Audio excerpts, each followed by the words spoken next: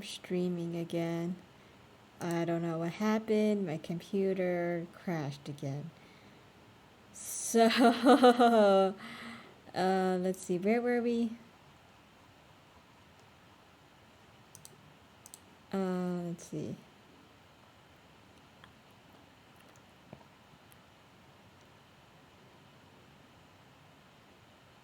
Okay, I think we were here. The vestibule had clean white walls. The table and benches were of dark wood, and the priest was dressed in a white cassock. It was all neat, plain, simple. I was filled with a sense of peace. But more than the setting, what arrested me was my intuitive understanding. That he was there, open, patient, in case anyone should want to talk to him. A problem of the soul, a heaviness of the heart, a darkness of the conscience. He would listen with love.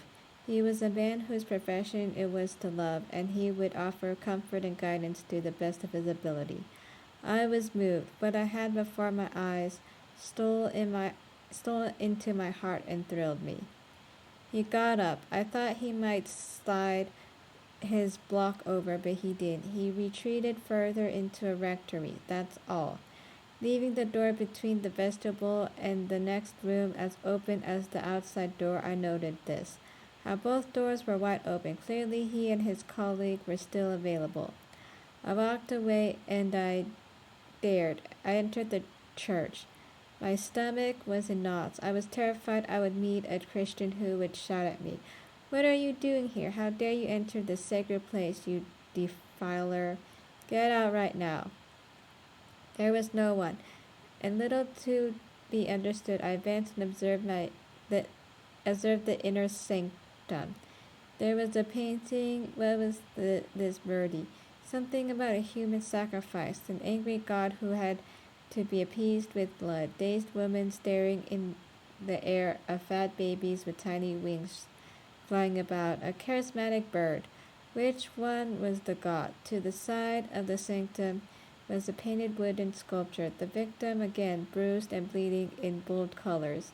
I stared at his knees. They were badly scraped. The pink skin was peeled back and looked like the petals of a flower, revealing kneecaps where the fire engine red.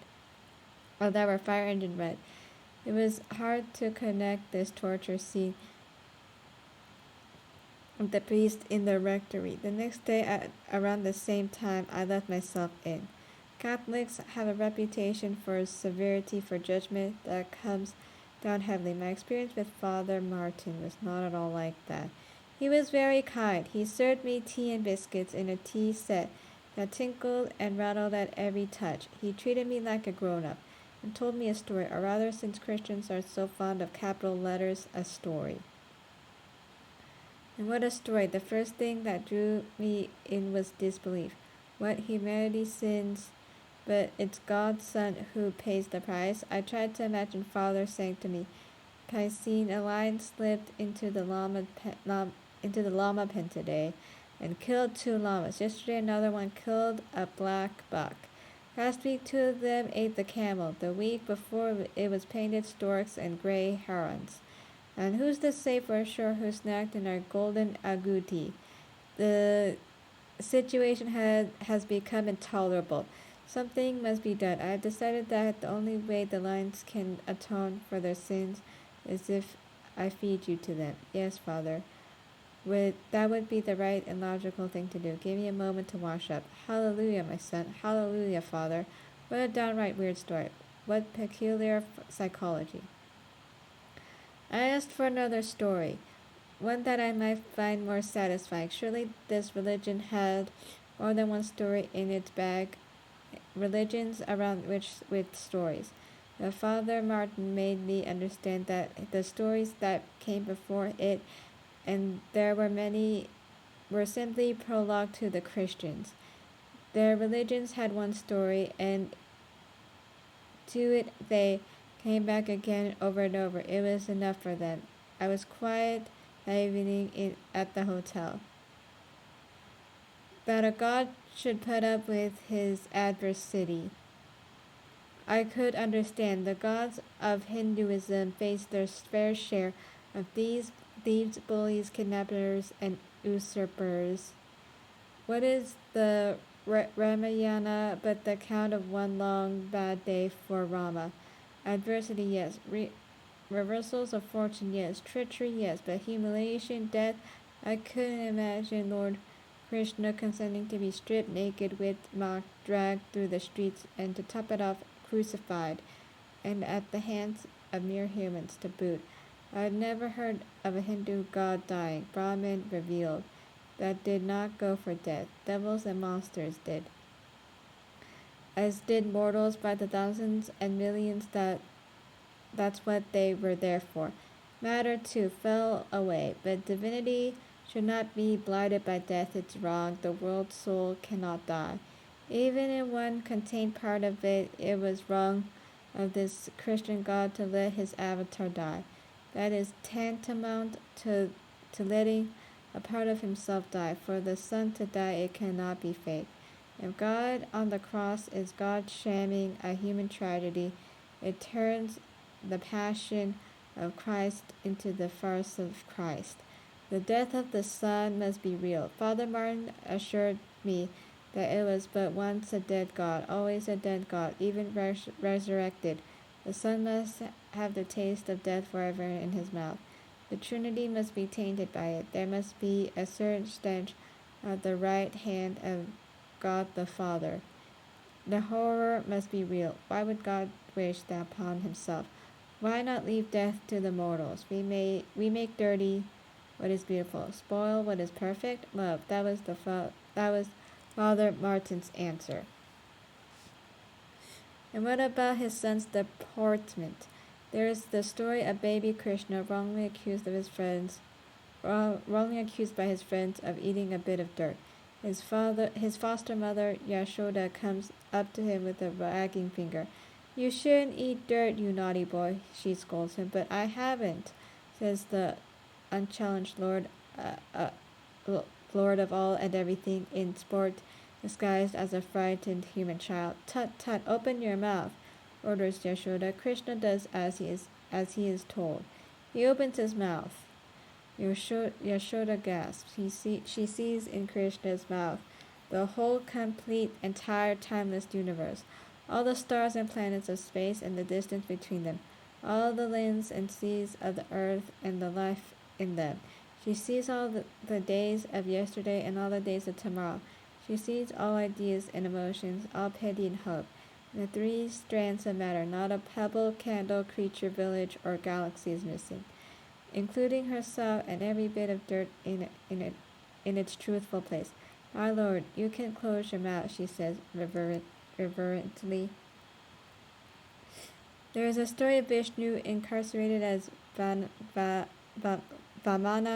the dwarf. He asked the demon king Bali only as much land as he can cover all three strides. Bali laughs at this runt of a suitor and his puny request. He consents immediately. Immediately, Vishnu takes on his full cosmic size. With one stride, he covers the earth. With his second, the heavens, and with the third, he boots Bali into the netherworld. Even Rama, that most human of avatars, who had to be reminding of his divinity when he grew long-faced over the struggle to get Sita, his wife, back from Ravana, evil king of Lanka, was no slouch. No spindly cross would have kept him down. When push came to shove, he transcended his limited human frame with strength no man could have, and weapons no man could handle.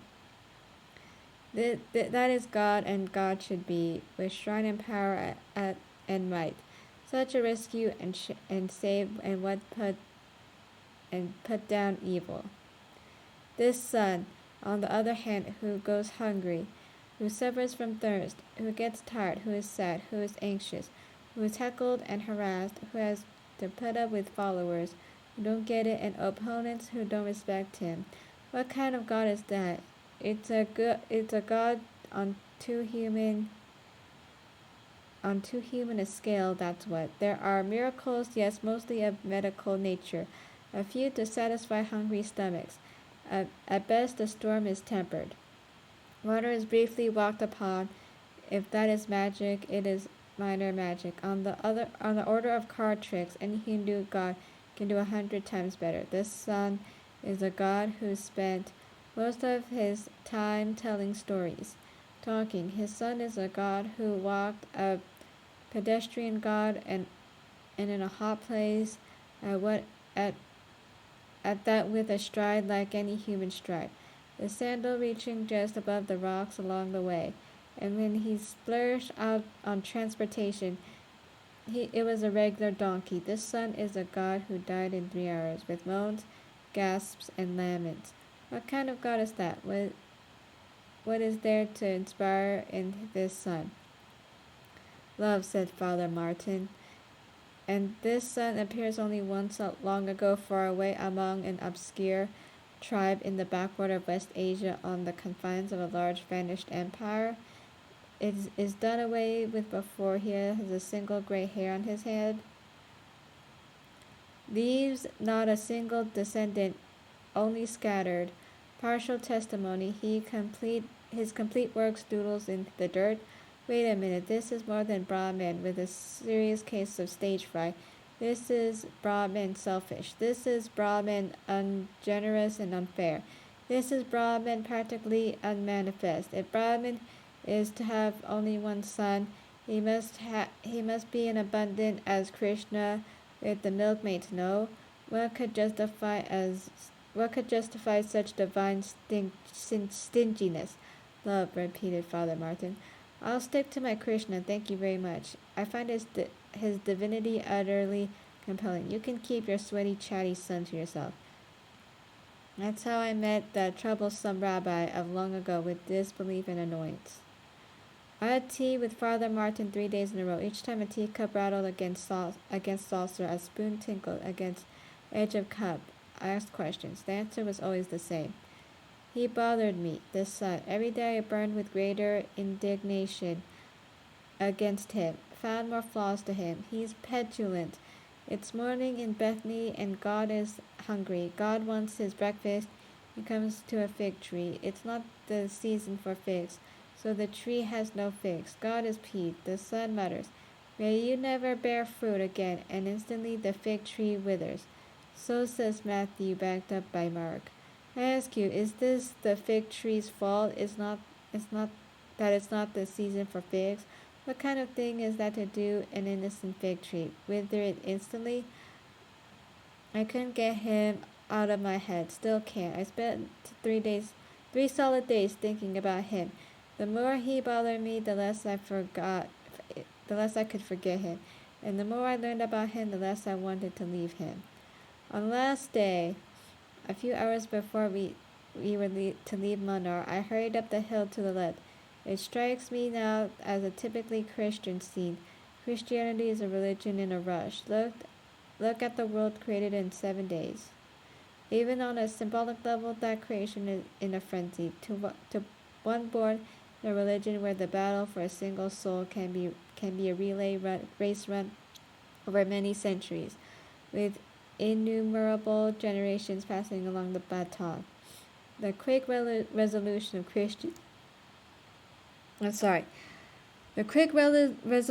Christianity has a dizzying effect. If Hinduism flows placidly like the Ganges, then Christianity bustles like Toronto at rush hour. It is a religion as swift as a swallow, as urgent as an ambulance. It turns on a dime, expresses itself in the instant.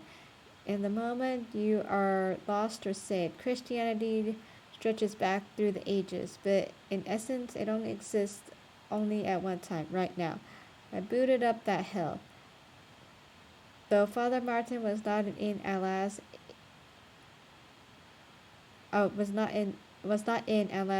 his block was slid over. Thank God he was in. Short of breath, I said, "Father, I would like to be a Christian, please." He smiled. You already are, Piscine, in your heart. Whoever meets Christ in good faith is Christian. Here in Munnar, you met Christ. He patted on his head. It was more of a thump, actually. His hand went boom, boom, boom on my head. I thought I would explode with joy. When you come back, we'll have tea again, my son. Yes, Father. It was a good smile he gave me, the smile of Christ. I entered the church without fear this time, for it was now my house too. I offered prayers to Christ, who is alive. Then I raced down the hill on the left and raced up the hill on to the right to offer thanks to Lord Krishna for having Jesus of Nazareth, whose humanity I found so compelling, in my way.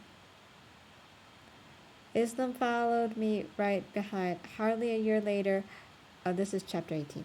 I was 15 years old and I was exploring my hometown.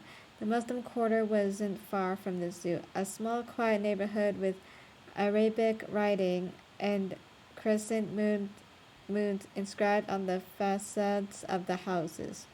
I came to Mullah Street. I had a peek of the Jamia Masjid, the great mosque, being careful to stay on the outside, of course. Islam had a reputation worse than Christianity.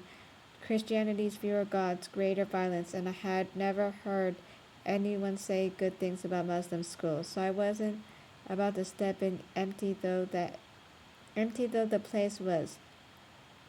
The building, clean and white except for various edges painted green, was an open construction unfolding around an empty central room. Long straw mats covered the floor everywhere. Above, two slim fluted minarets rose in the air before a background of soaring coconut trees. There was nothing evidently religious or, for that matter, interesting about the place, but it was pleasant and quiet. I moved on. Just beyond the mosque was a series of attached single-story dwellings with small shaded porches. They were run down and poor, their stucco walls a faded green. One of the dwellings was a small shop. I noticed a rack of dusty bottles of Thumbs Up and 4 transparent plastic jars half full of candies. But the main ware was something else, something flat, roundish, and white. I got close. It seemed to be some sort of unleavened bread. I poked at one. It flipped up stiffly. They looked like 3-day-old naans. Naans? Yeah. I think it's naans. Who would eat these? I think naan is like bread. So yeah. I wondered. I picked one up and wagged it to see if it would break. A voice said, "Would you like to taste one?" I nearly jumped out of my skin. It happened to all of us. There's sunlight and shade, spots and patterns of color. Your mind is elsewhere, so you don't make out what is right in front of you. Not 4 feet away, sitting cross-legged before his breads, was a man. I was so startled my hands flew up and the bread went sailing halfway across the street. It landed on a pad of fresh cow dung. "I'm so sorry, sir, I didn't see you," I burst out. I was about ready to run away. "Don't worry," he said calmly. It will feed a cow. Have another one." He tore 1 or 2. We ate together. It was tough and rubbery, real work for the teeth, but filling. I calmed down. "So you make these?" I said to make conversation. "Yes. Here, let me show you how." He got off his platform and waved me into his house. It was a 2-room hovel. The large room, dominated by an oven was the bakery, and the other, separated by a flimsy curtain, was his bedroom. The bottom of the oven was covered with smooth pebbles. He was explaining to me how the bread baked on these heated pebbles when the nasal call of his muezzin wafted through the air from the mosque. I knew it was the call to prayer, but I didn't know what it entailed. I imagined it beckoned. The Muslim faith to the mosque was much like bells summoned as church. It beckoned the Muslim faith to the mosque, much like bells summoned us Christians to church. Not so. The baker interrupted himself mid-sentence and said, "Excuse me." He dug into the next room for a minute and returned with a rolled-up carpet, which he unfurled on the floor of his bakery, throwing up a small storm of flour. And right there before me, in the midst of his workplace, he prayed. It was incongruous, but it was I who felt out of place. Luckily, he prayed with his eyes closed. He stood straight. He muttered in Arabic. He brought his hands next to his ears, thumbs touching the lobes, looking as if he were straining to hear Allah reply. He bent forward, he stood straight again, he fell to his knees and brought his hands and forehead to the floor. He sat up, he fell forward again, he stood, he started the whole thing again. Why Islam is nothing but an easy sort of exercise, I thought. Hot weather yoga for the Bedouins, asanas without sweat, heaven without strain. He went through the cycle 4 times, muttering throughout. When he had finished with the right left turning of the head, in a short bout of meditation, he opened his eyes, smiled, stepped off his carpet, and rolled it up with a flick of his hand that spoke of old habit. He returned it to its spot in the next room. He came back to me. What was I saying? He asked. So I went the first time. I saw a Muslim pray quick, necessary physical, muttered striking. Next time, I was praying in church on my knees, immobile, silent before Christ, on the cross, the image, and the calisthenic communion with God in the middle of bags of flour kept coming to my mind. Chapter 19. I want to see him again. What's your religion about? I asked. His eyes lit up. It's about the beloved, he replied. I challenge anyone to understand Islam, its spirit, and not to love it. It's a beautiful religion of brotherhood and devotion. The mosque was truly an open construction to God and to breeze. We sat cross-legged, listening to the imam until the time came to pray. Then the random pattern of sitters disappeared as we stood and arranged ourselves shoulder to shoulder in rows, every space ahead being filled by someone from behind until every line was solid, and we were row after row of worshippers. It felt good to bring my forehead to the ground. Immediately it felt like a deeply religious contact. Chapter 20. He was a Sufi, a Muslim mystic. He fought fauna union with God, and his relationship with God was personal and loving. If you take 2 steps toward God, he used to tell me, God runs to you. He was a very plain-featured man, with nothing in his looks or in his dress that made memory cry hark.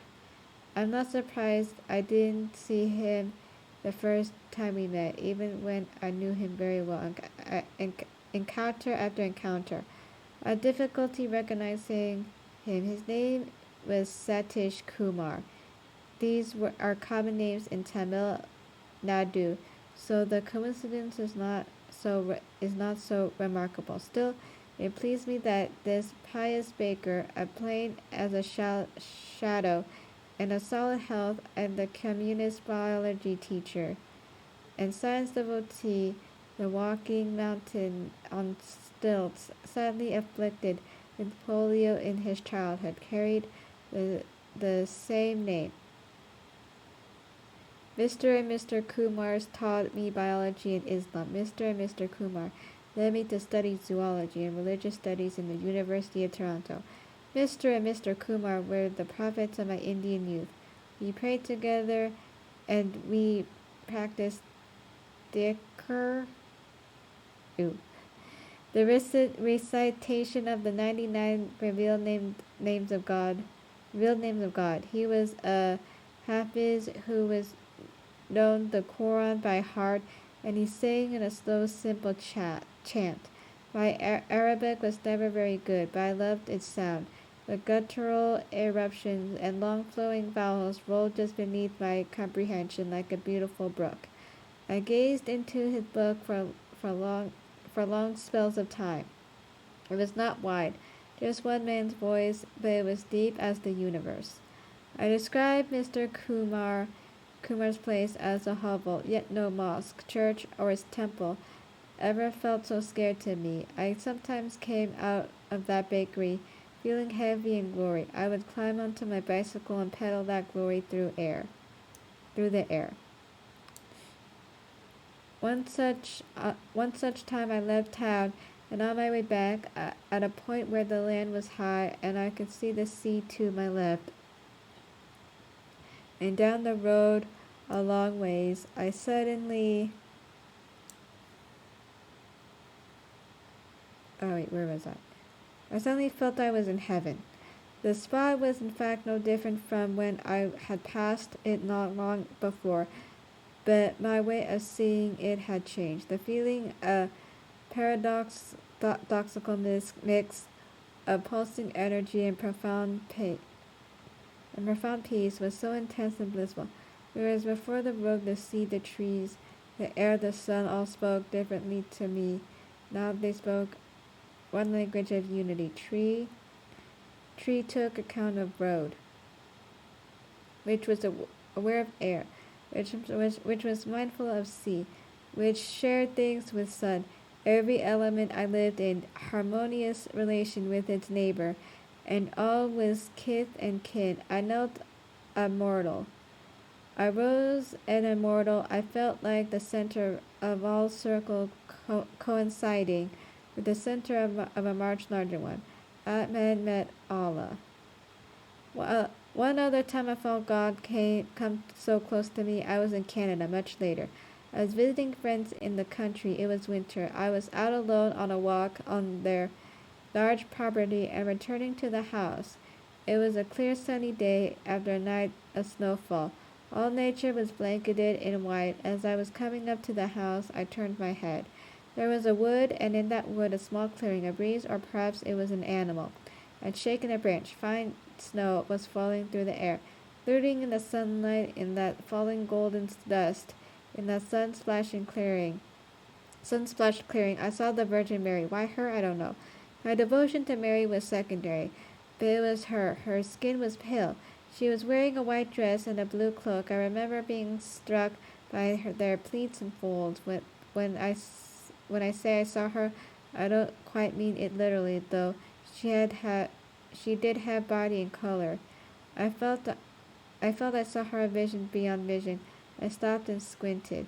She looked beautiful and supremely regal. She was smiling at me with loving kindness. After some seconds, she left me. My heart beat with fear and joy. The presence of God is the finest of rewards. Chapter 21.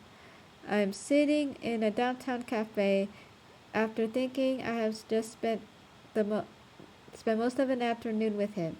Our encounters always leave me weary of the glum contentment and characterizes my life.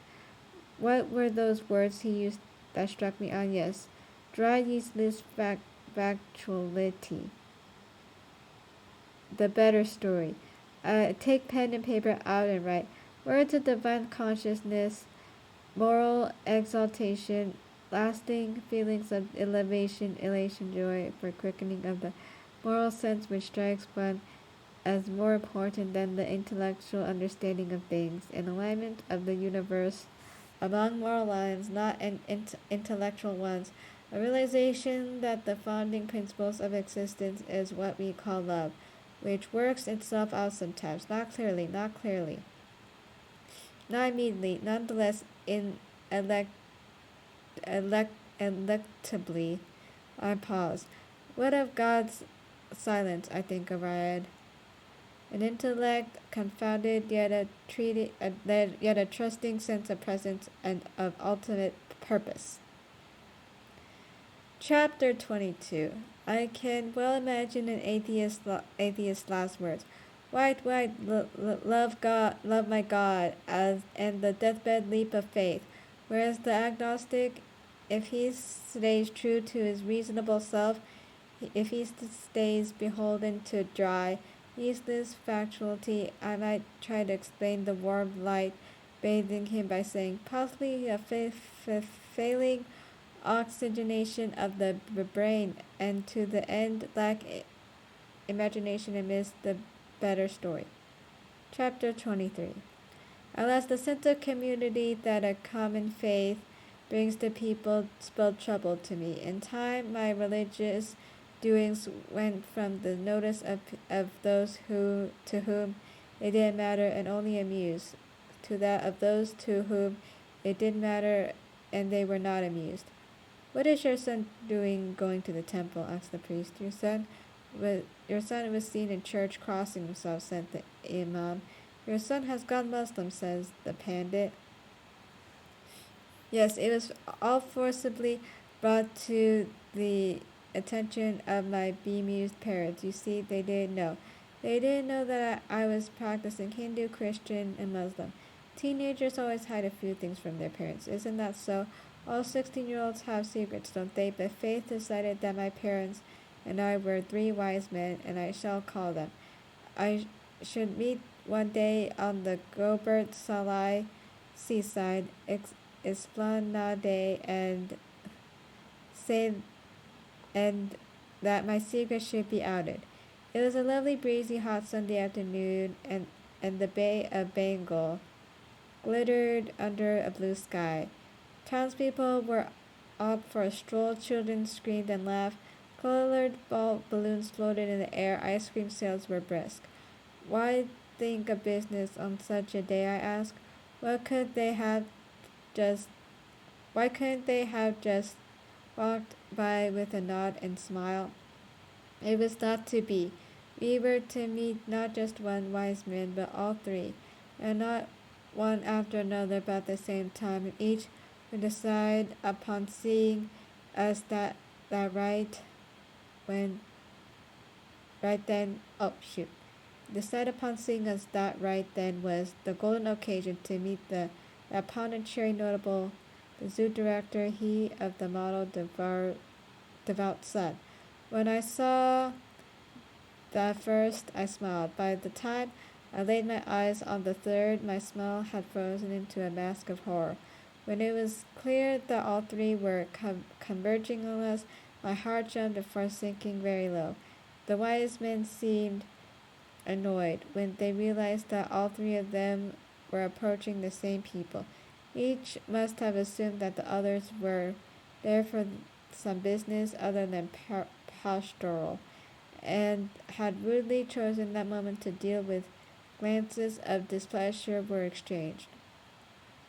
My parents looked puzzled to have their way gently blocked by three broadly smiling religious strangers. I should explain that my family was anything but orthodox. Father saw himself as part of the new India, rich, modern, and a secular ice cream. As ice cream, he didn't have a religious bone in his body. He was a businessman, pronounced busyness man. In his case, a hardworking, earthbound professional, more concerned with inbreeding among the lions than any overarching moral or existential scheme. It's true that he had all new animals blessed by a priest, and there were two small shrines at the zoo, one to Lord Ganesha and one to Hanuman, gods likely to please a zoo director. What with the first having the head of an elephant and the second being a monkey, but father's calculation was that this was good for business, not good for his soul. A worry that rocked his being.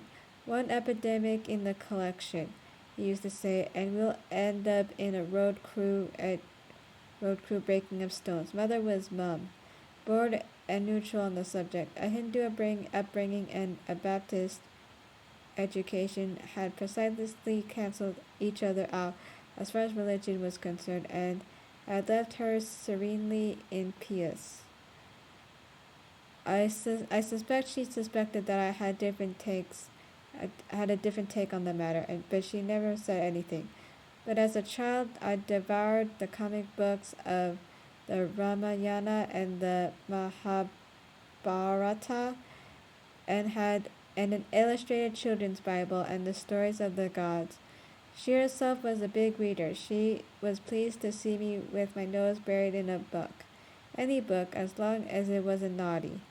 As for Ravi, if Lord Krishna had held a cricket rather than a flute, if Christ had appeared more plainly to him as an umpire, if the Prophet Muhammad, peace be upon him, had shown him some notions of bowling, he might have lifted a religious eyelid, but they didn't, and so he slumbered. After the hellos and the goodbyes, there was an awkward silence. The priest broke when he said, with his pride in his voice, Paisin is a good Christian boy.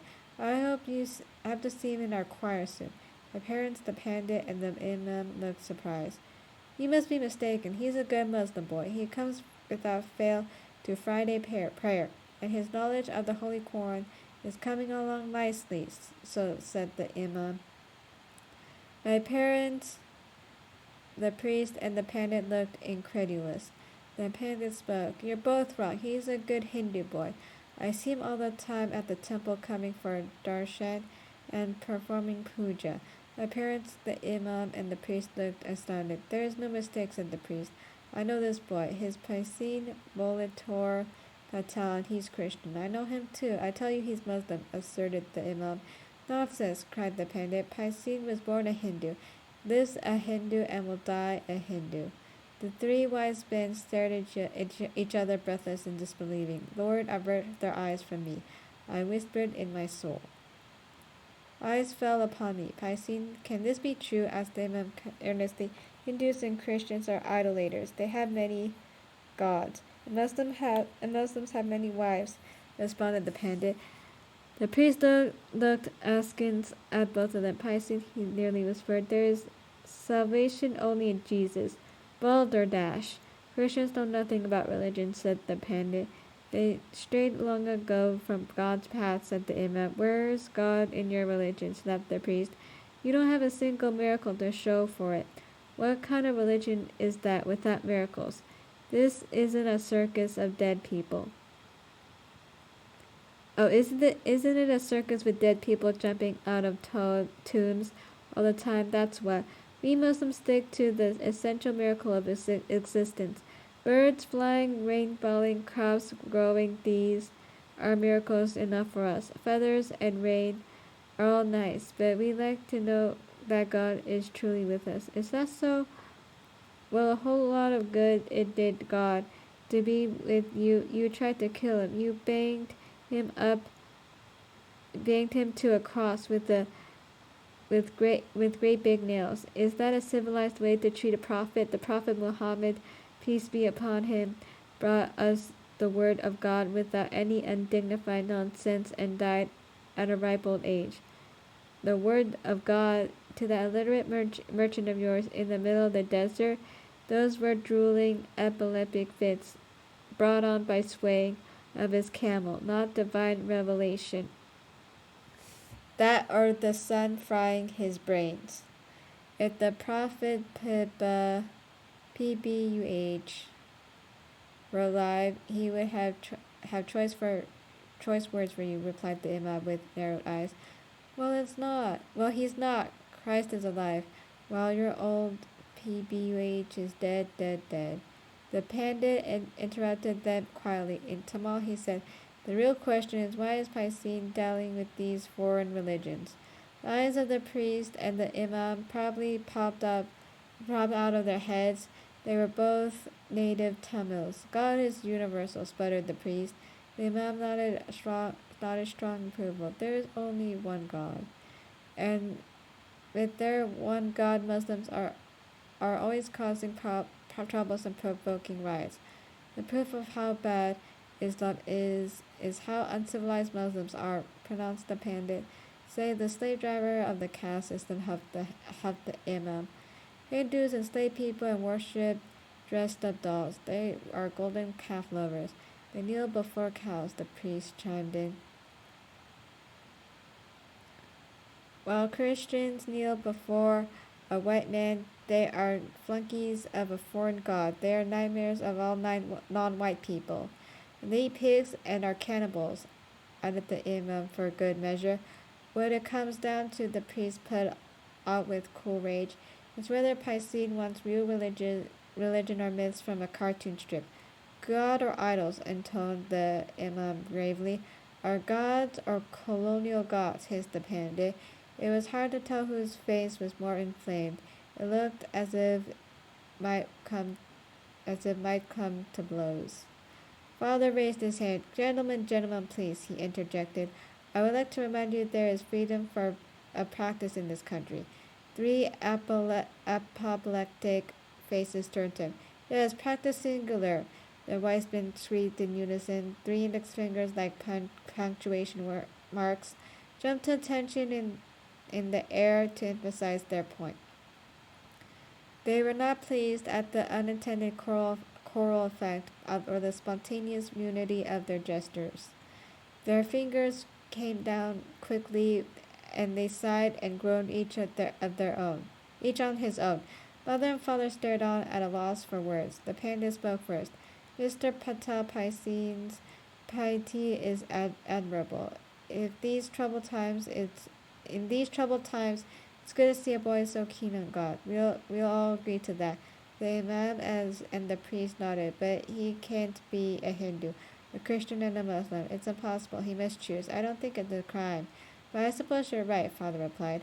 The three murmured agreement and looked heavenward, as did father.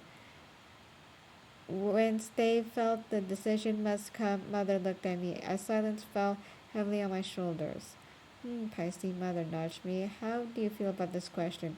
Babu Gandhi said, all religions are true. I just want to love God. I blurted out and looked down, red in the face. My embarrassment was contagious. No one said anything. It happened that we were not far from the statue of Gandhi.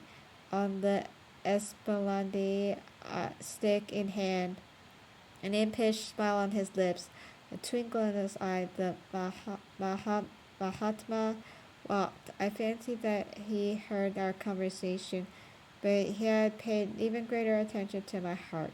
Father cleared his throat and said in a half voice, I suppose that's what we're all trying to do, love God. I thought it was very funny that he should say that. He who hadn't stepped into a temple with a serious intent since I had the faculty of memory, but it seemed to do the trick. You can't reprimand a boy for wanting to love God. The three wise men pulled away with stiff, grudging smiles on their faces. Father looked at me for a second, as if to speak. Then he thought better. Said,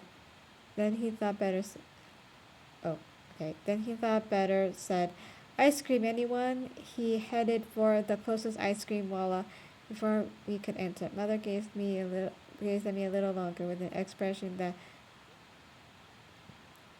that was both tender and perplexed. That was my introduction to interfaith dialogue.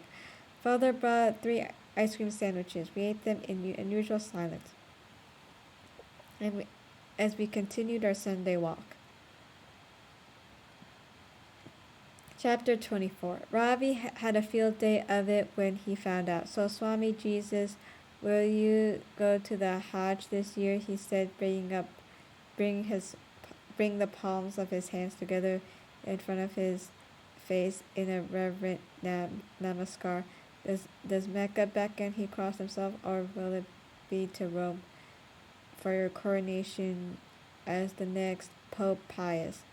He drew his heir a Greek letter, making clear the spelling of his mockery. Have you found time yet to get to the end of your pecker cut off and become a Jew? At the rate you're going, if you're going to temple on Thursday, mosque on Friday, synagogue on Saturday, and church on Sunday, you only need to convert to 3 more religions to be on a holiday the rest of your life, and other lampoonery of such kind. Chapter 25. And that was the end of it. There are always those who take it upon themselves to defend God. As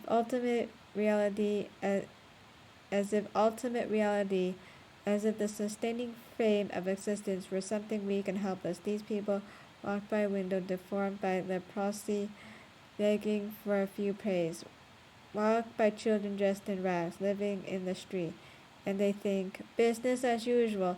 But if they perceive slight against God, it is a different story. Their faces go red, their chests heave mightily, they sputter angry words. That the degree of their indignation is astonishing. Their resolve is frightening. These people fail to realize that it is all on the inside of God. Inside that God must be defended, not on the outside. They should direct their anger at themselves for evil in the open, but for evil in the open, but evil from within has been let out. The main battlefield for good is not the open ground of the public arena, but a small clearing of each heart. Meanwhile, the lot of widows and homeless children is very hard, and it is to their defense, not God, that the self-righteous should rush. Once an oaf chased me away from the great mosque.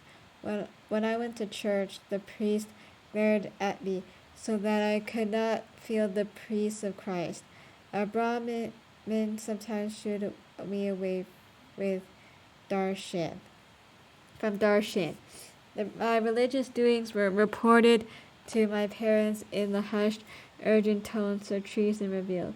As if this small mindless did God any good. To me, religion is about our dignity, not our depravity. I stopped attending Mass at Our Lady of Immaculate Conception and went instead to Our Lady of Angels. I no longer lingered after Friday prayer among my brethren. I went to temple at crowded times when the Brahmins were too distracted to come between God and me. Chapter 26. A few days after the meeting on the Esplanade, I took my courage into my hands and went to see Father at his office. Father, yes, Piscine, I would like to be baptized, and I would like a prayer rug.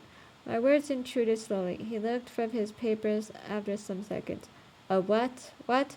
I would like to pray outside without getting my pants dirty. And I'm attending a Christian school without having received the proper baptism of Christ. Why do you want to pray outside? In fact, why do you want to pray at all? Because I love God. Aha! He seemed taken aback by my answer, nearly embarrassed by it. There was a pause. I thought he was going to offer me ice cream again. Well, Petit Seminaire is Christian only in name. There are many Hindu boys who aren't Christians. You'll just get a good education without being baptized. Praying to Allah, won't make any difference either. I want to pray to Allah. I want to be Christian. You can't be both. You must be either one or the other. Why can't I be both? They're separate religions. They have nothing in common. That's not what they say. They both claim Abraham as theirs. Muslims say that God of the Hebrews and Christians is the same as God of the Muslims. They recognize David, Moses, and Jesus as prophets. What does this have to do with us, Piscine? We're Indians.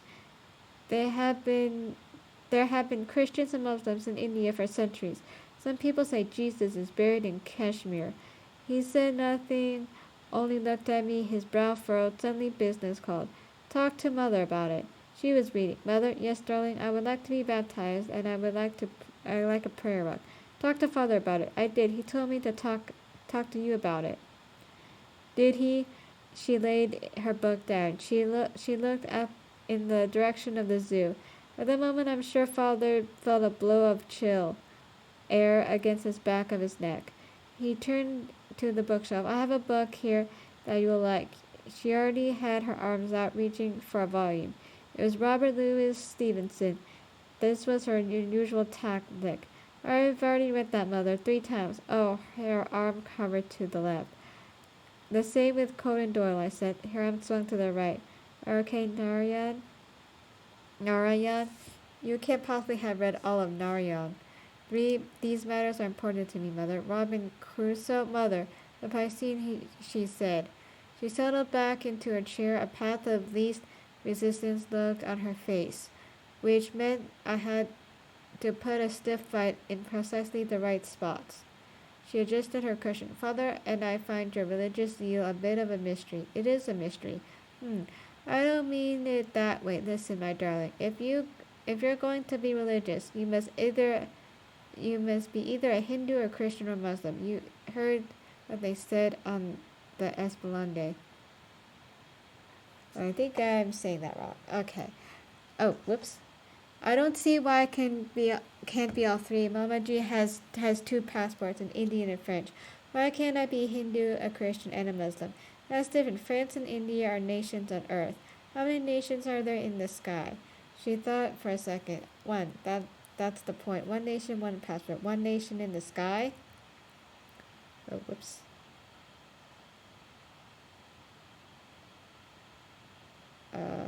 Yes. Or none. There is that option too, you know. These are terribly old-fashioned things you're taken to. And if there's only one nation in the sky, shouldn't all passports be valid for it? A cloud of uncertainty came over her face. Bapu Gandhi said. Yes, I know what Bapu Gandhi said. She brought a hand to her forehead. She had a weary look. Mother did. Good grief, she said. Okay, chapter 27. Later that evening, I overheard my parents speaking. You and yes? Said father. I believe he asked you too. You referred him to me, replied mother. Did I? You did. I had a very busy day. You're not busy now. You're quite comfortably unemployed by the looks of it. If you want to march into his room and pull the prayer rug from under his feet and discuss the question of Christian baptism with him, please go ahead. I won't object. No, I could tell from his voice that father was settling deeper into his chair. There was a pause. He seems to be attracting religions the way a dog attracts fleas, he pursued. I don't understand it. We're a modern Indian family. We live in a modern way. India is on the cusp of becoming a truly modern and advancing nation, and here we've produced a son who thinks he's the reincarnation of Sri Ramakrishna. If Mrs. Gandhi is what being modern and advanced is about, I'm not sure I like it, mother said. Mrs. Gandhi will pass. Progress is unstoppable. It is a drumbeat to which we must all march. Technology helps, and good ideas spread. These are two laws of nature. If you don't let technology help you, if you resist good ideas, you condemn yourself to be dishonorhood. Dinosaurhood. I am utterly convinced of this. Mrs. Gandhi and her foolishness will pass. The new India will come. Indeed, she would pass, and the new India, or one family of it, would decide to move to Canada. Father went on. Did you hear what he said? Bapu Gandhi said, all religions are true. Yes. Bapu Gandhi, the boy is getting to be on affectionate terms with Gandhi. After Daddy Gandhi, what's next? Uncle Jesus? And what is this nonsense he has really become? Has he really become a Muslim? It seems so. A Muslim, a devout Hindu, all right. I can understand it. Christian, in addition, it's getting to be a bit strange, but I can stretch my mind. The Christians have been here for a long time. St. Thomas, St. Francis, Xavier, the missionaries, and so on. We owe them good schools. Yes, so all that I can sort of accept. But Muslim, it's totally foreign to our traditions. They're outsiders. They've been here a very long time too. They're 100 times more numerous than the Christians. That makes no difference. They're outsiders. Perhaps Piscine is marching to a different drumbeat of progress. You're defending the boy? You don't mind if that he's fancying himself a Muslim? What can we do, Santosh? He's taken it to heart, and it's not doing anyone any harm. Maybe it's just a phase. It's too many paths like Mrs. Gandhi. Too many paths like Mrs. Gandhi. Why can't he have the normal interests of a boy his age? Look at Ravi. All he can think about is cricket, movies, and music. You think that's better? No. I don't know what to think. It's been a long day, he sighed. I wonder how far he'll go with these interests. Mother chuckled. Last week, he finished a book called The Imitation of Christ. The imitation of Christ, I say again. I wonder how far he'll go with these interests, cried father. They laughed. Chapter 20. I loved my prayer rug. Ordinary in quality though it was, it glowed with beauty in my eyes. I'm sorry I lost it. Whenever I laid it, I felt affection for the patch of ground beneath it and the immediate surroundings, which to me is a clear indication that it was a good prayer rug because it helped me remember the earth is the creation of God and sacred, the same all over. The pattern in gold lines upon the background of red was a plain narrow rectangle with a triangular peak at one extremity to indicate the Qibla, the direction of prayer, and little curlicues floating around it, like wisps of smoke or accents from a strange language. The pile was soft. When I prayed, when I prayed, the short, unknotted tassels were inches from the tip of my forehead at one end of the carpet and inches from the tip of my shoes at the other, a cozy size to make you feel at home anywhere upon the vast earth. I prayed outside because I liked it. Most often, I unrolled my prayer rug in a corner of the yard behind the house. It was a secluded spot in the shade of a coral tree next to the wall that was covered with brood. Okay, I don't know what that word is. Bougainvillea. Along the length of the wall was a row of potted poinsettias. The bougainvillea was also crept through the tree, but had also crept through the tree. The contrast between its purple bract and the red flowers of the tree was very pretty. And when the tree was in bloom, it was a regular aviary of crows, mynas, babblers, rosy pastors, sunbirds, and parakeets. The wall was to my right at a wide angle. Ahead of me and to my left beyond the milky modded shade of the tree lay the sun-drenched upon open space of the yard. The appearance of things changed, of course, depending on the weather. Depending on the weather, the time of day, the time of year. But it's all very clear in my memory, as if it never changed. I faced Mecca. With the help of a line, I scratched into the pale yellow ground and carefully kept up. Sometimes, upon finishing my prayers, I would turn and catch sight of father or mother or Ravi observing me until they got used to the sight. My baptism was a slightly awkward affair. Mother played along nicely. Father looked on stonily, and Ravi was mercifully absent because of a cricket match, which did not prevent him from commenting at great length on the event. The water trickled down my face and stuck and down my neck. Though just a beaker's worth, it had the refreshing effect of monsoon rain. Chapter 29. Why do people move? What makes them uproot and leave everything they've known for a greater unknown beyond the horizon? Why climb this Mount Everest of formalities that makes you feel like a beggar? Why enter this jungle of foreignness where everything is new, strange, and difficult? The answer is the same the world over. People move in the hope of a better life. The mid-1970s were troubled times in India. I gathered that from the deep furrows that appeared on father's forehead when he read the papers, or from snippets of conversation that I caught between him and mother and Mamaji and others. It's not that I didn't understand the drift of what they said. It's that I wasn't interested. The orangutans were as eager for chapatis as ever. Their monkeys I never asked for news from Delhi. The rhinos and goats continued to live in peace. The birds twittered. The clouds carried rain. The sun was hot, the earth breathed. God was there. There was no emergency in my world. Mrs. Gandhi finally got the best of father in February 1976. The Tamil Nadu government was brought down by Delhi. It had been one of Mrs. Gandhi's vocal critics. The takeover was smoothly enforced. Chief Minister Karunanidhi's ministry vanished quietly into resignation or house arrest. And what does the fall of one local government matter when the whole country's constitution has been suspended these last 8 months?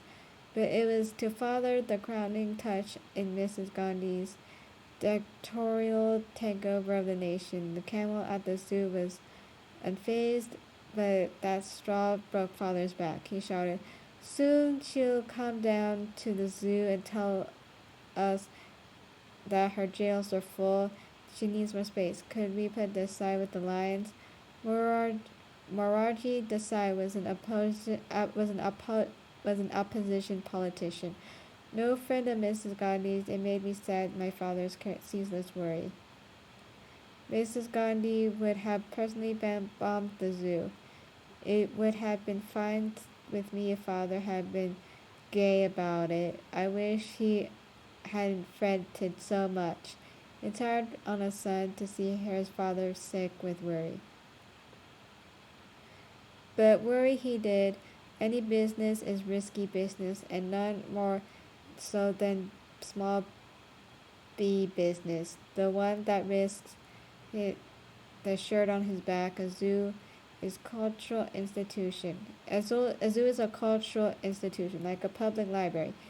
Like a museum, it is the service of popular education and science, and by this token, not much a money-making venture for the greater good, and the greater profit. Greater profit. Sorry.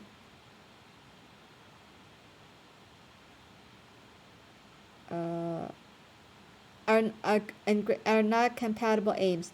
Much to father's chagrin, the truth was we were not a rich family, certainly not by Canadian standards.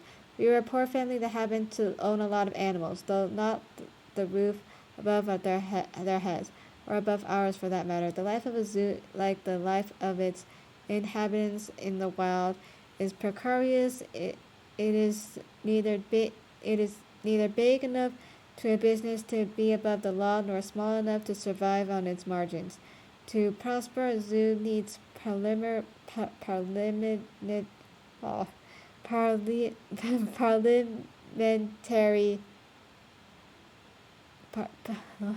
I can't pronounce words. Okay. Parliamentary government, democratic elections, freedom of speech, freedom of the press, freedom of the association, rule of law, and everything else enshrined in India's constitution. Impossible to enjoy the animals otherwise. Long term, bad politics is bad for business. People moved because of the wear and tear of anxiety, because of the gnawing feeling that no matter how hard they work their efforts will yield nothing. That what they build up in one year will be torn down in one day by others. Because of the impression that the future is blocked up, they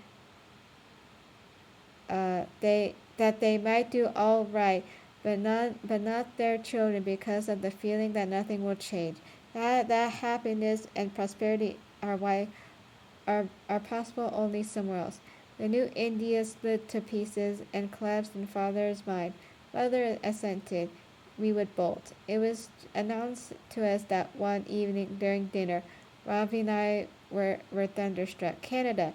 If Andhra Pradesh, just north of us, was alien, if Sri Lanka a monkey, out across the strait was the dark side of the moon.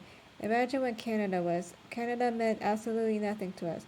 It was like Timbuktu, by definition a place permanently far away. He's married. Oh, I have some comments. Pipa means peace be upon him. Oh, okay. Thank you. He is submitting to the one true God, Rumedulia, Bougainvillea, Parliamentary. Thank you for helping. I'm bad at pronouncing words. He's married. I am bent down, taking my shoes off when I hear him say, I would like to meet your wife. I would like you to meet my wife. I looked up and there beside him is Mrs. Patel. Hello, she says, extending her hand and smiling. Placine has been telling me lots about you. I can't say the same of her. I had no idea. She's on her way out, so we talk only a few minutes. She's also Indian but has a more typically Canadian accent. She must be second generation. She's a little younger than him, skin slightly darker, long black hair woven in a tress. Bright dark eyes, and lovely white teeth. She has in her arms a dry cleaned white lab coat in a protective plastic film. She's a pharmacist. When I say nice meeting you, Mrs. Patel, she replies, please make it me now.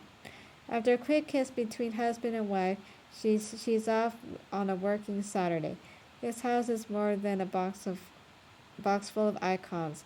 I start noticing small signs of conjugal existence. They were there all along, but I hadn't seen them because I was looking for them.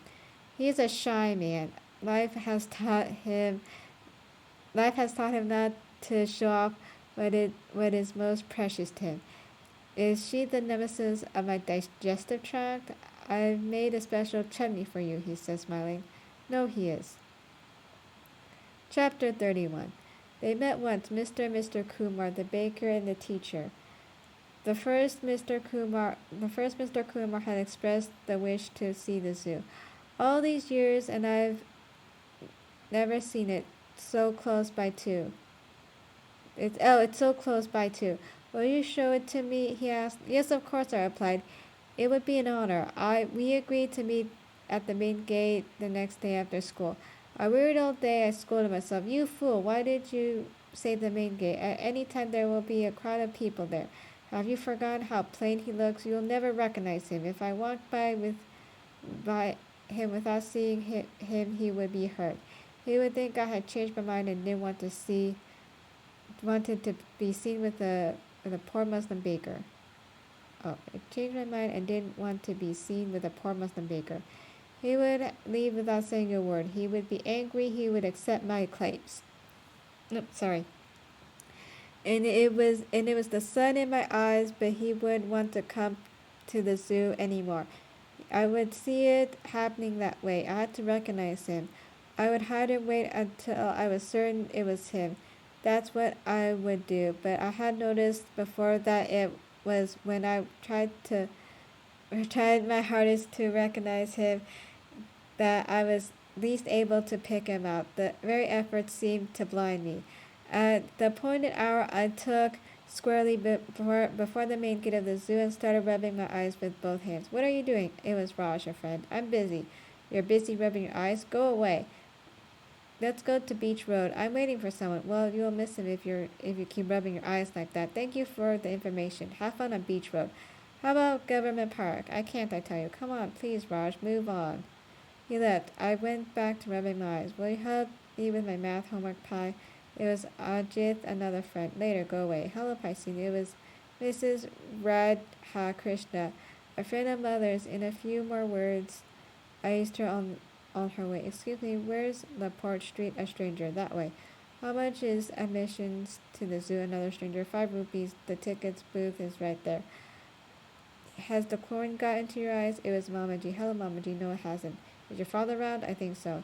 See you tomorrow morning. Yes, Mamaji. I am here, Piscine. My hands froze over my eyes. That voice. Strange in a familiar in a strange way. I felt the smile welling up in me. Salam alaikum, Mr. Kumar. How good to see you. Wa alaikum as-salam. Is something wrong with your eyes? No, nothing. It's just a bit of dust. They look quite red. It's nothing. He headed for the ticket booth, but I called it back. No, not for you, master. It was with pride that I waved my ticket collector's hand away and showed Mr. Kumar into the zoo. He marveled at everything, at how two tall trees tall. Okay, he marveled at everything, at how two tall trees came tall drafts, how carnivores were supplied with herbivores and herbivores with grass, how some creatures crowded the day and others the night, how some that needed sharp beaks and sharp beaks, and others that needed limber limbs had limber limbs. It made me happy that he was so impressed. He quoted from the Holy Quran. Uh, in all these, in all this, there are messages indeed for people who use their reason. We came to the zebras. Mr. Kumar had never heard of such creatures, let alone seen one. He was dumbfounded. They're called zebras, I said. Have they been painted with a brush? No. No, they look like that naturally. What happens when it rains? Nothing. Their stripes don't melt? No. I brought some carrots. There was one left, a large and sturdy specimen. I looked out of the bag. At that moment, I heard slight scraping of gravel to my right. It was Mr. Kumar coming to the railing in his usual limping and rolling gait. Hello, sir. Hello, Pine. The baker, a shy but dignified man, nodded at the teacher, who nodded back. An alert zebra had noticed my carrot and come to the low fence. It twitched its ears and stamped the ground softly. I broke the carrot in two and gave one half to Mr. Kumar and one half to Mr. Kumar. Thank you, Piscine, said one. Thank you, Mr. Pine, and the other. Mr. Kumar went first, dipping his hand over the fence. The zebra's thick, strong black lips grasped the carrot eagerly. Mr. Kumar wouldn't let go. The zebra sank its teeth into the carrot and snapped it in two. It crunched loudly on the tree for a few seconds to reach for the remaining piece. Lips flowing over Mr. Kumar's fingertips. He released the carrot and touched the zebra's nose.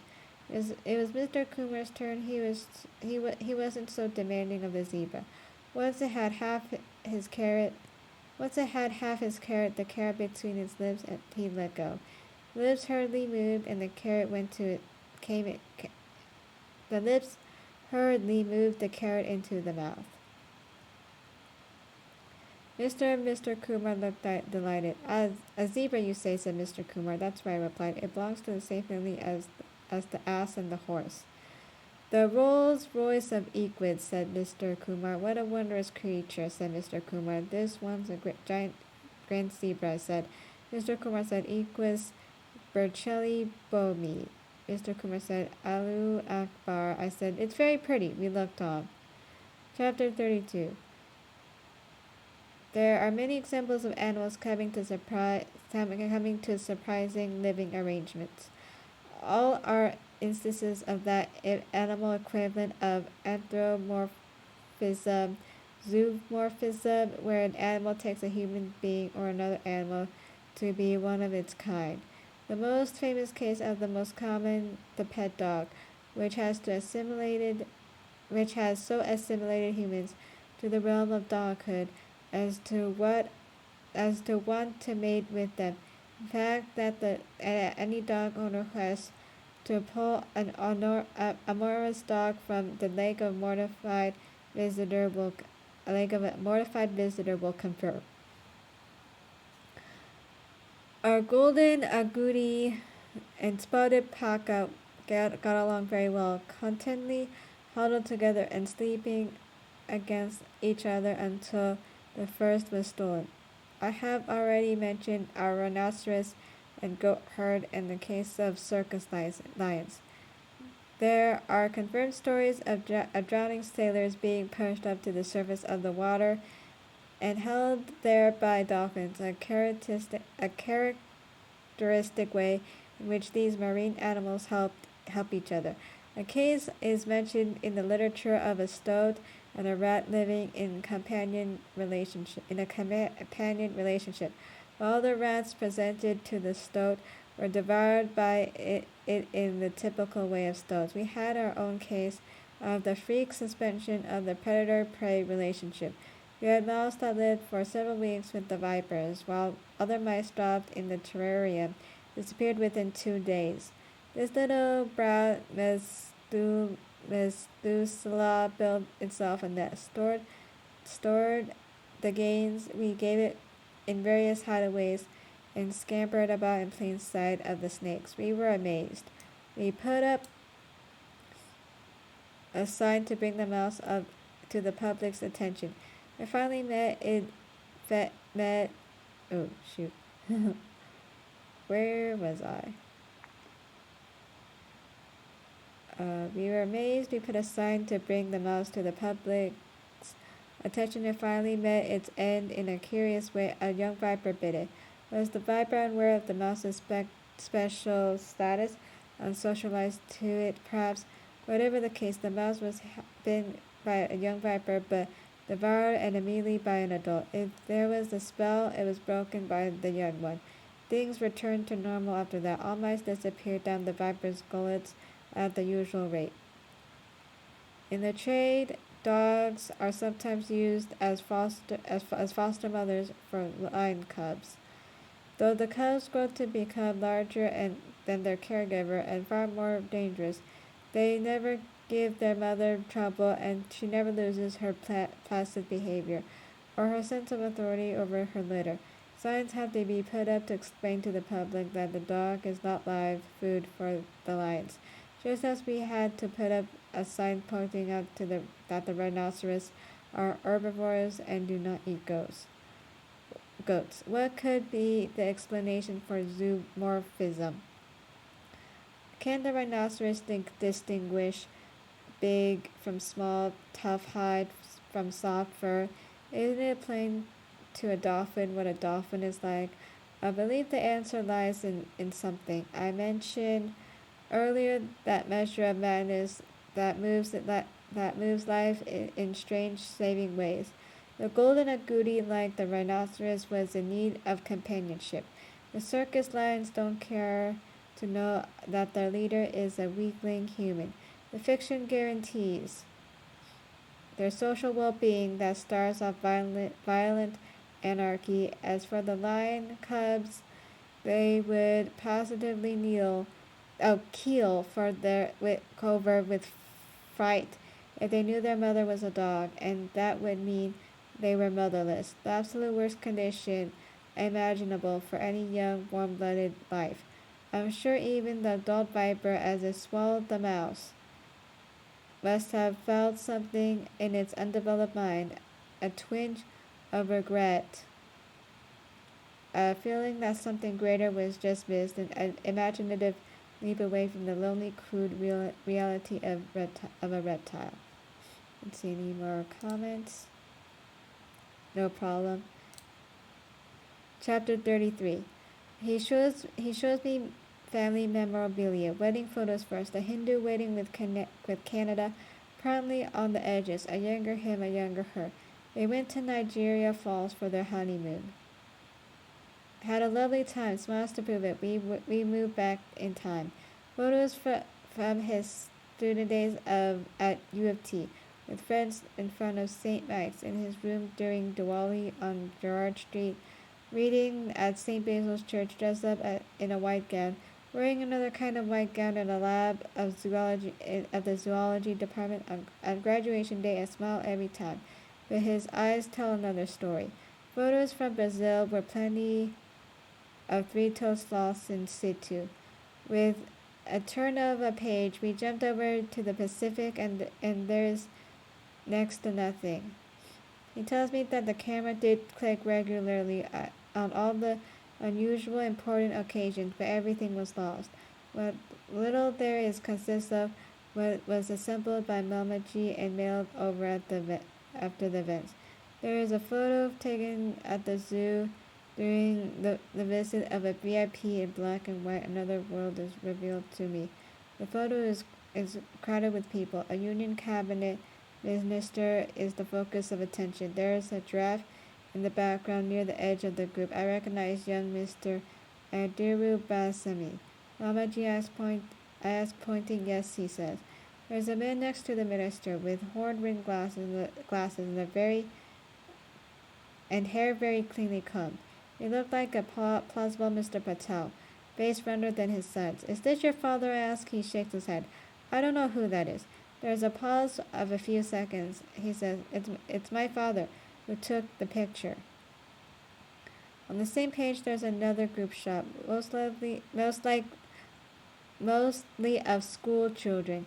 He taps the photo. There's Richard Parker, he says.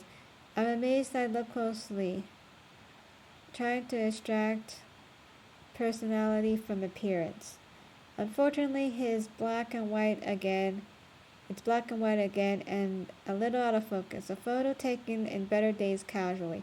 Richard Parker is looking away. He doesn't even realize that his picture is being taken. The opposing page is entirely taken up by color photos of the swimming pool of the Aurobindo Ashram. It's a nice big outdoor pool with clear sparkling water, a clean blue bottom, and an attached diving pool. The next page features a photo of the front gate of Petite Seminaire School. An arc has the school's motto painted on it. Nil magnum nisi bonum. No greatness without goodness. And that's it. An entire childhood memorized in nearly 4 irrelevant photographs. He grows somber. The worst of it, he says, is that I can hardly remember what my mother looked like anymore. I can see her in my mind, but it's fleeting. As soon as I try to have a good look at her, she fades. It's the same with her voice. If I saw her again in the street, it would all come back, but that's not likely to happen. It's very sad not to remember what your mother looks like. He closes the book. Chapter 34. Father said, we sail like Columbus.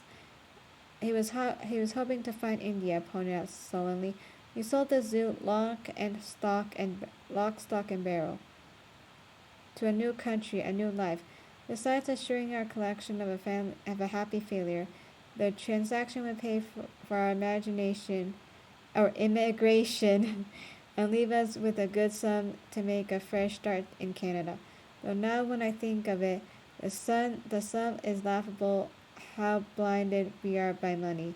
We could have sold our animals to zoos in India, but American zoos were willingly to pay higher prices. Cites the Convention of International Trade in Endangered Species had just come into effect, and the window on the trading of captured wild animals had slammed shut. The future of zoos would now lie with other zoos. The Pondicherry Zoo closed shop, and just the right time.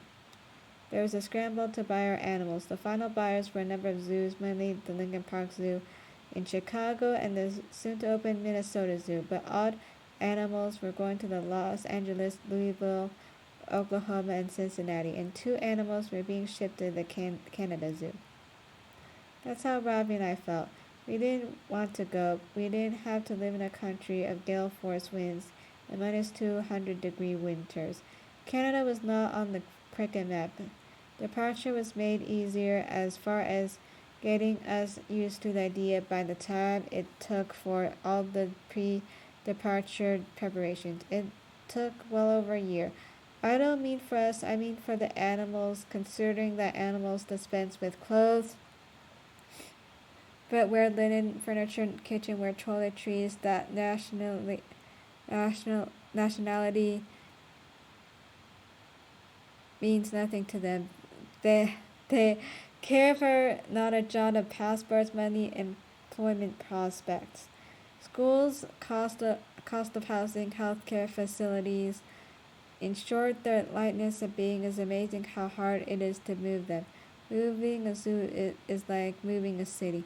The paperwork was colossal. Liters of water used up in the wedding of stamps. Mr. So-and-so in hundreds of times. Offers made. Okay. How long? Sorry, I was looking at how long the chapters were. Offers made, size heard, doubts expressed, haggling gone through, decisions sent higher up for approval, prices agreed upon, deals clinched,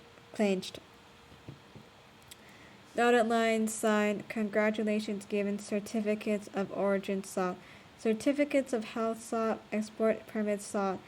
Import permits sought, quarantine regulations clarified, transportation organized, a fortune spent on telephone calls. It's a joke in the zoo business, a weary joke, that the paperwork involved in trading a shoe weighs more than an elephant, that the paperwork involved in trading elephant weighs more than a whale, and that you must never try to trade a whale. Never. There seemed to be a single file of nitpicking bureaucrats from Pondicherry to Minneapolis via Delhi and Washington, each with his form for his problem, for his hesitation. Shipping the animals to the moon couldn't possibly have been more complicated. Father pulled nearly every hair off his head, and he came close to giving up on a number of occasions. There were surprises. Most of our birds and reptiles and our lemurs, rhinos, orangutans, mandrills, lion-tailed macaques, giraffes, anteaters, tigers, leopards, cheetahs, hyenas, zebras, Himalayan and sloth bears, Indian elephants, and Nilgiri taurs, among others, were in demand, but others, Elfie, for example, we met with silence. A cataract operation, Father announced. Father shouted, waving the letter. They'll take her if we do a cataract operation on her eye. On the hippopotamus, what's next? No job on the rhino. Some of our other animals were considered too common. The lions and baboons, for example, Father judiciously traded these for an extra orangutan from the Mysore Zoo and the chimpanzee from the Manila Zoo. As for Elfie, she lived out the rest of her days at the Trivandrum Zoo. One zoo asked for an authentic Brahmin cow for their children's zoo. Father walked out into the urban jungle of Pondicherry and brought a cow with dark red eyes, a nice fat hump and horns so straight and at such right angles to its head that it looked as if it had licked an electrical outlet. Father has the horns painted bright orange and little plastic bells fitted to the tips for added authenticity. As a deputation of 3 Americans came, I was very curious. I had never seen real-life Americans. They were pink, fat, friendly, very competent, and sweated profusely. They examined our animals. They put most of them to sleep, and they applied stethoscopes to hearts, examined urine and feces as if horoscopes, drew blood in syringes, and analyzed it. Fondled humps and bumps, tabbed teeth, blinded with eyes with flashlights, pinched skin, stroked, and pulled hairs. Poor animals, they must have thought they were being drafted into the U.S. Army. We got big smiles from the Americans and bone-crushing handshakes. The result was that the animals like us got their working papers. They were future Yankees, and we future Canucks. We left Madras on June 21st, 1977 on the Panamanian registered Japanese cargo ships Simsam. Her officers were Japanese, her crew was Taiwanese, and she was large and impressive. On the last day of Pondicherry, I said goodbye to Mamaji, to Mr. and Mr. Kumar, to all my friends, and even to many strangers. Mother was apparelled in her finest sari, her long tress artfully folded back, and attached to her back of her head was adorned with a garland of fresh jasmine flowers. She looked beautiful and sad, for she was leaving India, India of the heat and monsoons, of rice fields and the Kaveri River, of coastlines and stone temples, of bullock carts and colorful trunks, of friends and known shopkeepers, of Nehru Street, of Goburj Salai, of this and that. India is so familiar to her and loved by her. Well, her men, I fancied myself one already, though I was only 16, were in a hurry to get going. We're Winnipeggers at heart already, she lingered. The day before departure, she pointed a cigarette wallah and earnestly asked, should we get a pack or two? Father replied, they have tobacco in Canada. And why do you want to buy cigarettes? We don't smoke. Yes, they have tobacco in Canada, but do they have Gold Flake cigarettes? Do they have Arwen ice cream? Are the bicycles heroes? Are the televisions Onedas? Are there cars ambassadors? Are there bookshops in Higginbotham? Such I suspect. They were questions that swirled in Mother's mind as she contemplated buying cigarettes. Animals were sedated, cages were loaded and secured, feed and stored, bunks were assigned, lines were tossed, and whistles were blown. As the ship was worked out of the dock and piloted out to the sea, I wildly waved goodbye to India. The sun was shining, the breeze was steady, and seagulls shrieked in the air above us. I was terribly excited. Things didn't turn out the way they were supposed to, but what can you do? You must take life the way it comes at you and make the best of it. The cities are large and... Oh, how long is this? Okay. Oh, there's a part 2. Okay. I'll read till down there. The cities are large and memorably crowded in India, but when you leave them, you travel through vast stretches of country where hardly a soul is to be seen. Remember going where 950 million Indians could be hiding. I could say the same of this house. I'm a little early. I set foot at the cement steps of the front porch where a teenager bursts out the front door. He's wearing a baseball uniform and carrying baseball equipment, and he's in a hurry. When he sees me, he stops dead in his tracks, startled. He turns around and hollers into his house. Dad, the rider's here. Too late, he says. Hi, he rushes off. His father comes to the door. Hello, he says. That was your son? I asked, incredulous. Yes, to acknowledge the fact brings a smile to his lips. I'm sorry you didn't meet properly. He's late for practice. His name is Nick Hill. He goes by Nick. I'm in the entrance hall. I didn't know you had a son, I say. There's barking. A small mongrel mutt, black and brown, races up to me, panting and sniffing. He jumps against my legs. Or a dog, I said. He's friendly. Tata down. Tata ignores him, I hear. Hello. Only his greeting is short and forceful like Nick's. It's a long nasal and softly whining hello, with his O reaching for me like a tap on the shoulder or a gentle tug at my pants. I turn, leaning against the sofa in the living room. Yeah. Looking up at me bashfully is a little brown girl, pretty in pink, very much like home. She's holding an orange cat in her arms. Two front legs sticking straight up and deeply sunk head are all the visible a bit above her crossed arms. The rest of the cat is hanging all the way down to the floor. The smile seemed quite relaxed without being stretched on the rack of the manor. And this is your daughter, I said. Yes, Usha.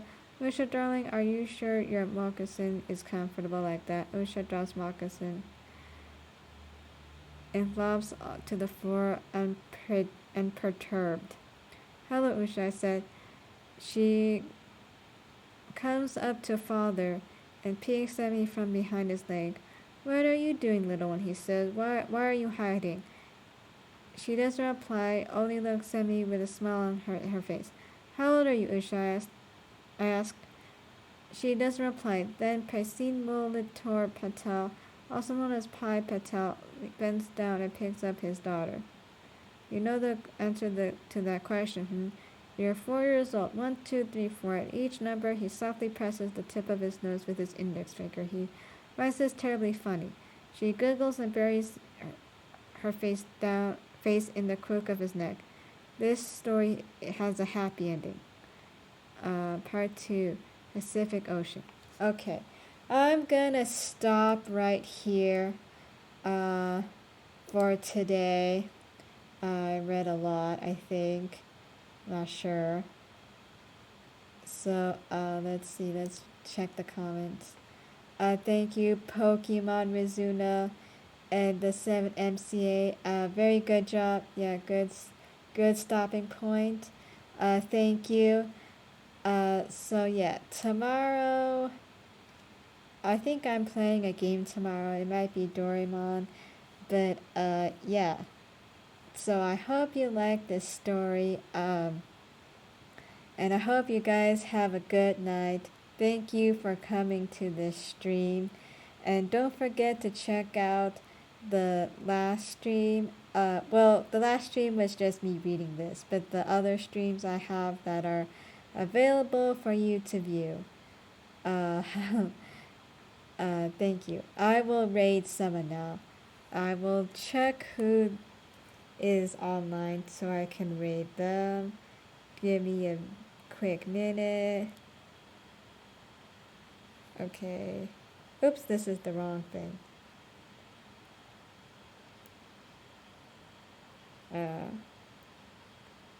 Okay, looks like Cashline is online. I'll go through the comments again. Let's see. Piba means peace be upon him. He is submitting to the one true God.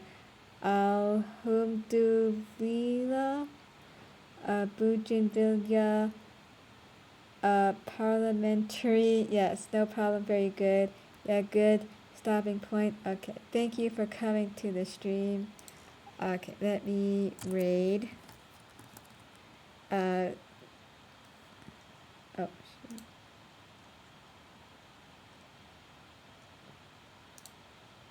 Poggers. Yep, very poggers. Okay, let's see. Raid. Oops. Chellin. Okay. Thank you. Bye.